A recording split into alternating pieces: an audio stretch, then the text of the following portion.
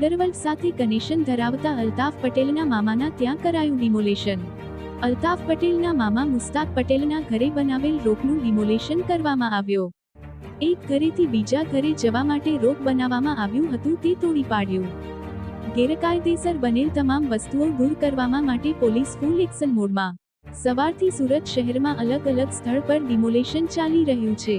Crime branch Varachha police સહિત તમામ ઉચ્ચ અધિકારીઓનો કાફલો, એસએમસીની ટીમ અને ટોરેન્ટ પાવરની ટીમ હાજર રહી કામગીરી કરવામાં આવી રહી છે। મુસ્તાક પટેલ સામે પણ અનેક ગુનાઓ નોંધાઈ ચૂક્યા છે। Bureau report, Surat.